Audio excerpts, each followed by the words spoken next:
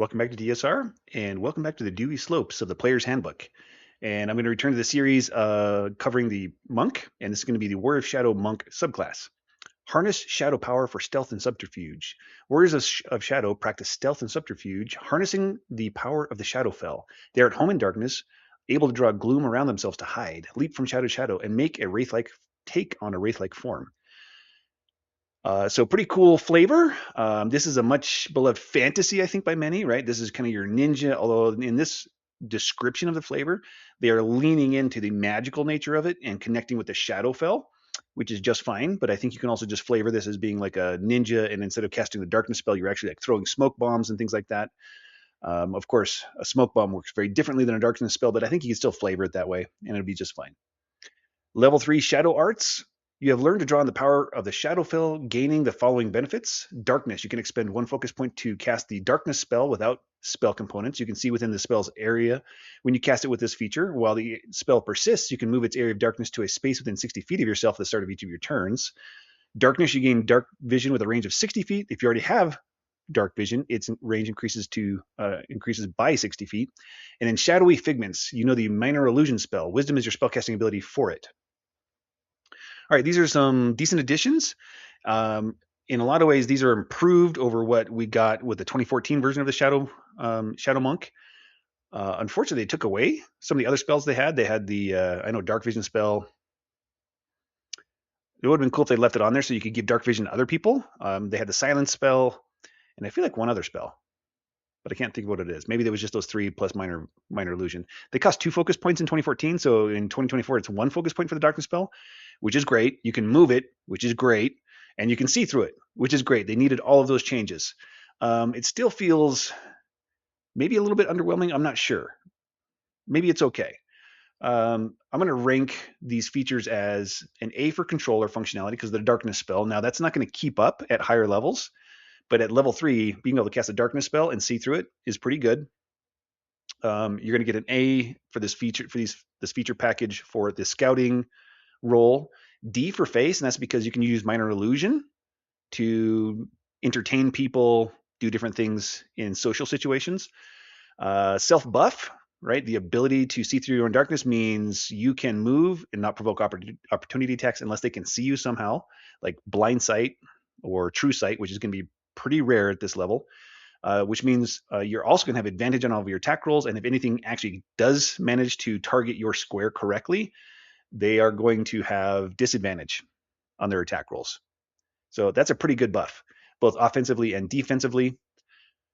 Unfortunately, these buffs don't really keep up and hold up towards later levels.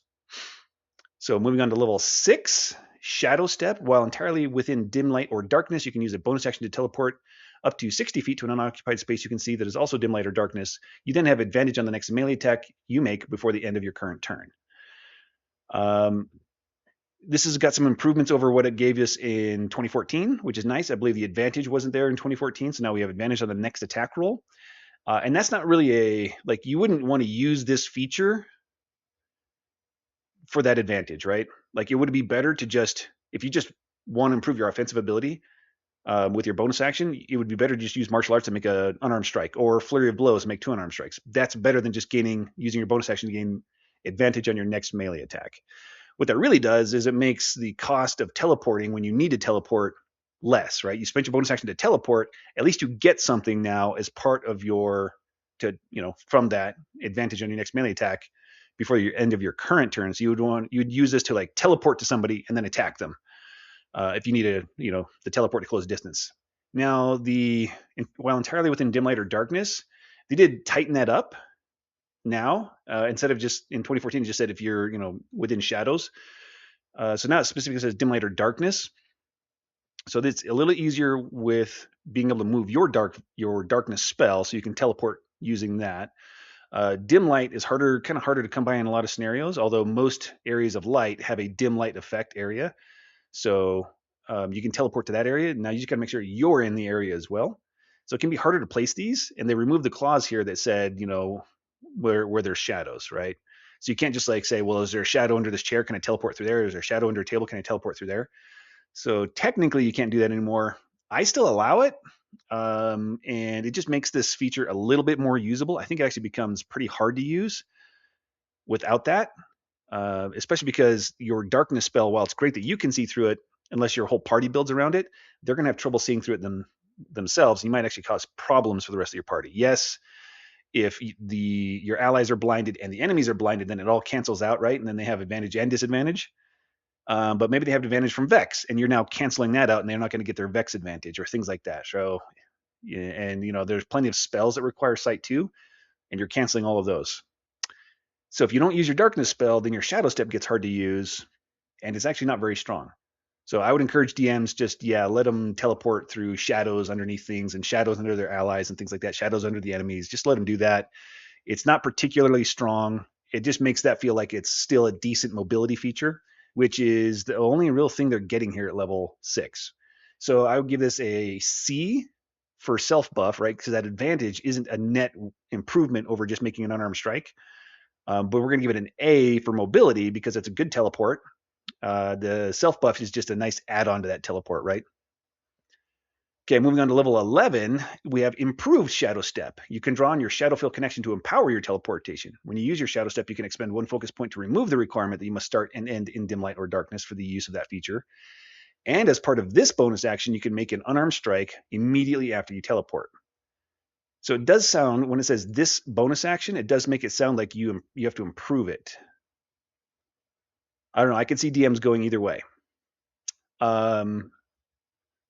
I think they need more at this level, so I would not be at all opposed to just saying whenever they take the shadow step and they take the shadow step bonus action, that not only do they gain the advantage on the next melee attack, they also get this unarmed strike all the time without having to spend the focus point.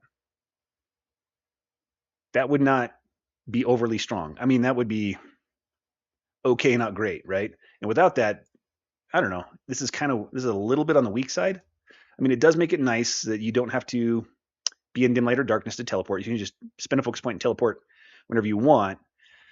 The intention is probably that you have to spend the focus point to get your unarmed strike out of this. Yeah, that's probably the intention. But yeah, I don't think I wouldn't be opposed to DMs just ruling that you can, as part of your shadow step, you always get this unarmed strike just to boost it up a little bit. Because I do think this is kind of like weak. So at this level, it's going to be another a kind of mobility feature enhancement because now there's no restriction for that teleport at all. You're just spending 1 focus point, which by level 11, focus points are getting pretty cheap. You're going to have a lot of focus points. You can get them back pretty easy. So being able to spend a focus point to do this is not going to hurt you very much. I'm going to give it a B for self buff, as in, right? Because this doesn't give you the ability to like make an unarmed strike that you couldn't have already made as part of your bonus action, but now you're essentially just still making that unarmed strike plus getting a teleport. And then you get advantage on top of that. So it's like, they're kind of adding more things on. Is that still better? Is that still more damage than if you just did Flurry of Blows? No. So unless you need to teleport, it is still better to just Flurry of Blows than to do this. Okay, don't be doing this thinking like it's increasing my offensive capability to teleport and get that advantage and things like that. If you just need to do more damage, just Flurry of Blows, especially at level 11 when you have 3 unarmed strikes, right? So these additions are just making that teleport hurt a little less, which doesn't really actually, I don't know. I mean, that's good. It just doesn't feel like they're getting enough. I do feel like the Shadow Monk is behind, right? They're not getting as much as the Mercy or the Elements Monk for that matter.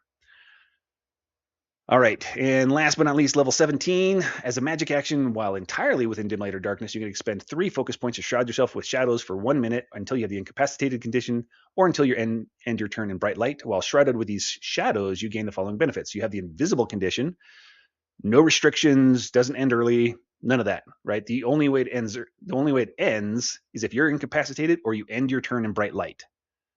End your turn, not if you're like exposed to bright light at any time, okay? So if somebody suddenly creates bright light, as long as you can move and teleport and get out of it by the end of your turn, you're good. And it's not end any turn, it has to be ending your turn in the bright light, okay? Partially incorporeal, you can move through the occupied spaces if they were difficult terrain. If you end your turn in such a space, you are shunted to the last unoccupied space you were in. No damage. Shadow Flurry, you can use your Flurry blows without expending any focus points. All right, so the invisible condition part is good. The incorporeal part is meh, because you can just be teleporting anyway. I don't know. Sometimes that'll be useful. It's not going to be a big deal at this level. And Shadow Flurry, this part is kind of meh as well, because by level 17, you have so many focus points that saving a focus point to keep doing what you've already been doing with Flurry of Blows isn't going to be a big deal. What would have been a big deal is some sort of damage enhancement, right? Do more damage with your Flurry of Blows. Do, necrotic damage on every hit with your Flurry of Blows. Something like that would have been a lot better. Yes, the invisible condition is going to give you advantage on all your attack rolls. That only works if they don't have True Sight, and True Sight is going to be pretty common at this level. So this is going to be a C mobility feature because you can move through things. Not saying that's bad. Remember, that just means it's adding a C level worth of functionality, mobility functionality for you. Then an A for a self buff, you're going to have advantage and you're going to save some focus points. I guess you could just spend more of them on something else. And then an A for scouting because you could just turn invisible and move around for a whole minute. Now, 3 focus points is actually pretty cheap expenditure. I mean, relatively, yeah, at this level.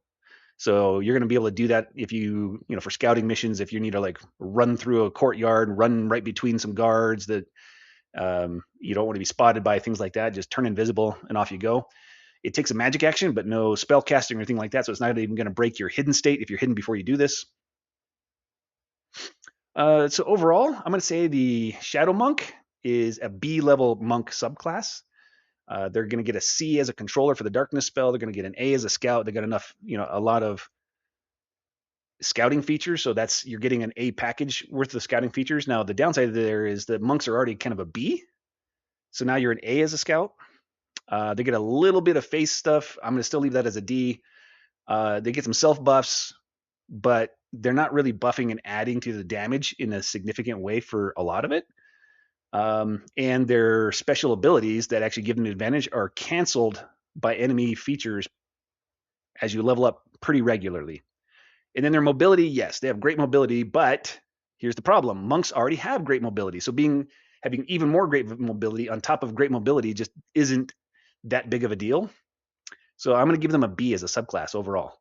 It's great. It's fun. You'll have a good time with it. It's not bad. It's just not going to be one of the most powerful monk subclasses you play. And that's okay, right? Most of the time, you do not need to be the most powerful. I mean, like, you just need to be good enough, right? Your mechanics just need to be good enough. You do not need to be the most powerful to have fun. In fact, a lot of the time, focusing on being the most powerful hinders your fun. I see that happen with players all the time, where they get focused on damage and being powerful, and then they're actually having less fun. And that's all I got for the Shadow Monk. Thanks for watching. If you like this kind of content and you want to support a fellow D&D nerd, I would love a like and subscribe. I'm trying to get to 3,000 by the end of this month. That'll be month 6, the end of month 6 for me since I started this channel, which is crazy to think about. So yeah, if you like this content, I love the support. Remember to be cool when you play D&D. This is a game. The only point of it is to have fun. And you can check the links in the description if you want to like join my Discord and join a community of other people who love D&D, or if you just want to like play D&D, you can find my link on Start Playing Games there too. Catch you next time.